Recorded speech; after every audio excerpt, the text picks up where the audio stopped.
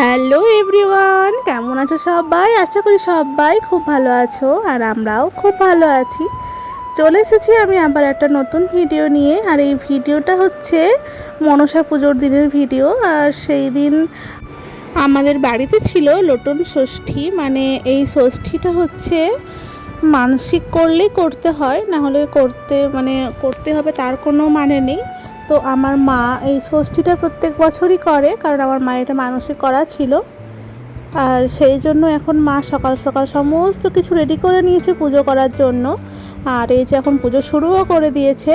তো প্রথমেই দেখো কি করছে বলো তো, এইটা চুলের মধ্যে গোবর লাগিয়ে এখন এই তুলসী মঞ্চের কাছে একটু গোবর দিচ্ছে, তারপরে আলপনা দিচ্ছে। তারপরে দেখো একে একে কী করছে। এই হলো পুজোর নিয়ম, একদমই ঘরোয়াভাবে পুজোটা করা হয়। আর এইদিকে মাম্মা আমার কোলের মধ্যে বসে দেখো পুজো দেখছে। আর সেই দিন তো আমাদের এখানে সকাল থেকে বৃষ্টি হয়েই চলেছে, বৃষ্টি তো ছাড়ার নামই নেই। মানে কন্টিনিউ বৃষ্টি পড়েছে, এক ফোঁটা বৃষ্টি কিন্তু ছাড়েনি, এক সেকেন্ডের জন্যও ছাড়েনি। তো কিছু করার নেই, বৃষ্টির মধ্যেও তো পুজো তো করতেই হবে, যেহেতু এটা একটা নিয়ম। আর এটা তো ঝড় হোক বৃষ্টি হোক যাই হোক না কেন, এই পুজোটা করতেই হবে, এই হলো ব্যাপার। আর এই যে দেখো বৃষ্টি পড়ছে বাইরে। আর আমাদের সঙ্গে সঙ্গে কিন্তু রাখি চিকুও নিচেই ছিল, ওরাও বেশ মজা করছিল, এনজয় করছিল ব্যাপারটা। ওরাও এই প্রথম দেখছে এই পুজো। দেখেছো কেমন বৃষ্টি পড়ছে? আর এইদিকে কিন্তু মা পুজো করেই চলেছে। এখানে আমাদের অবশ্য বৃষ্টিটা আসছে না। আর উপরে আসলে এই তুলসী মন্দিরের উপর পর্যন্ত আমাদের একদম ঢালাই করা আছে উপরটা, তো সেই জন্য এখানে অতটা বৃষ্টি আমরা পাই না। তো ভালোই হয়েছে একদিক থেকে, না হলে তো ভিজে ভিজে পুজোটা করতে হতো মনে হয় ছাতা মাথায় দিয়ে। আর আজকে একসাথে আমাদের দুটো পুজো, যেহেতু মনসা পুজো বললাম আমি প্রথমেই যে আজকে মনসা পুজো, তার সাথে আবার লুণ্ঠন ষষ্ঠী। তো মায়ের ভালোই হয়েছে একদিক থেকে, না হলে তো দুটো উপোস দুদিনে করতে হতো। আর আজকে একসঙ্গে দুটো উপোস করে ফেললো, কত ভালো হলো। আর এইদিকে দেখো মাম্মাম কেমন দেখছে, ওর তো ভীষণ মজা লাগছে। ও মায়ের কাছে গিয়ে ও ভাবছে কতক্ষণে এগুলো সব আমি ঘাঁটবো, কিন্তু ওকে তো কোনো রকম আমি ধরে বেঁধে বস করিয়ে রেখেছি, না হলে ও বারবার চলে যাচ্ছিল মায়ের কাছে। আর এই পুজোর বিশেষত হচ্ছে চাঁছি দিয়ে পুজো দিতে হয়। তো চাঁছিটা আর পাওয়া গেল না এই বৃষ্টির মধ্যে। তারপরেও যতটুকু যা পেয়েছে আর কি, চাঁছি না পাওয়া গেলে কোনো সমস্যা নেই, প্যাড়া দিয়েও করা যায়। তাই একদমই চাঁছির প্যাড়া পাওয়া গেছে, তো সেই চাঁছির প্যাড়া দিয়েই পুজোটা দেওয়া হলো। এই পুজো তোমাদের কার কার আছে অবশ্যই কিন্তু কমেন্ট করে জানাবে আমাকে, ঠিক আছে? আমাদের তো এই পুজো হয়।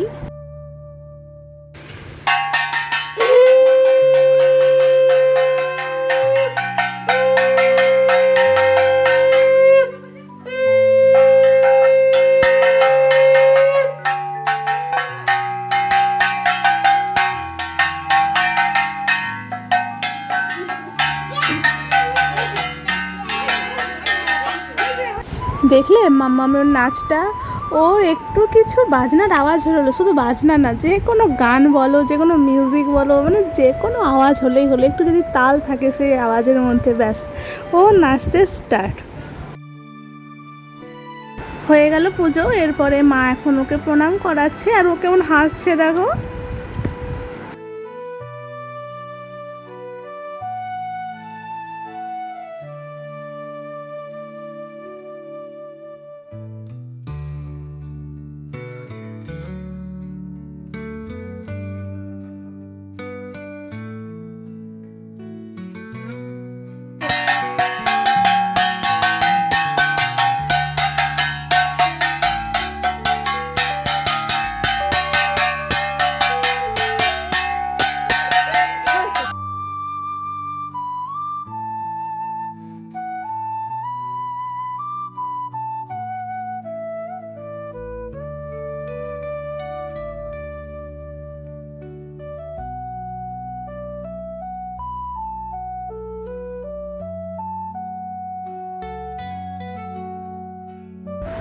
এরপরে দেখো চুল দিয়েই কিন্তু একটা একটা করে প্যাড়া এই বাটির মধ্যে তুলে নেবে।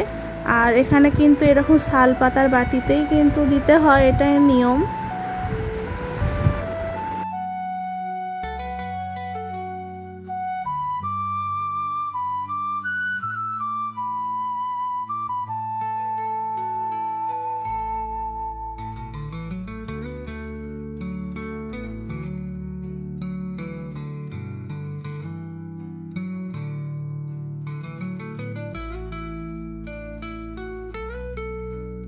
পুজো কমপ্লিট। এরপরে মা এখন সবাইকে আমাদেরকে প্রসাদ দেওয়ার জন্য বললো বসে পড়ো লাইন দিয়ে। তো তাই আমরা বসে পড়লাম, আর সোনা মামার বাবাও সেদিন ছিল বাড়িতে, তাই ওকেও মা বললো বসো। আর দিদি থাকলে দিদিও বসে আর কি। আর জামাইবু থাকলে জামাইবু একবার ওই পুজোটা পায়নি অবশ্য। আর তারপরে এই যে মা প্রসাদ দিচ্ছে। আর একটা হাসির কথা বলি, শোনো কী হলো।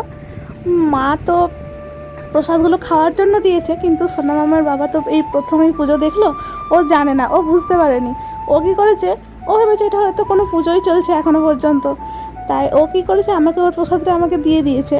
তারপরে যখন আমরা সবাই প্রসাদটা এবারে খাবো বলে মানে খাচ্ছি আর কি, রাখিছি, ও খাচ্ছে, ও দেখছে, তখন বলছে ও আচ্ছা আচ্ছা এটা খাওয়ার জন্য দিয়েছিল, আমি তো জানতামই না। মা কিন্তু আগেই বলেছে যে এখন প্রসাদ দেবো, সবাই চলে এসো খাবে, কিন্তু ও অতটা খেয়াল করেনি। আসলে ও অফিসের একটু কাজ করছিল, সেই জন্য। দেখো আমাকে কেমন দিয়ে দিল। ও যখন আমাকে প্রসাদটা ধরিয়ে দিল, আমি বললাম যে না এটা খাওয়ার জন্য দিয়েছে, খাও। বলছে না না তুমি জানো না। তো যাই হোক, তারপর যখন জানলো তখন নিল। আর চলো তাহলে ভিডিওটা এখানে শেষ করছি। দেখা হবে আবার একটা নতুন ভিডিওর সাথে। ততক্ষণ সবাই ভালো থাকো, টাটা।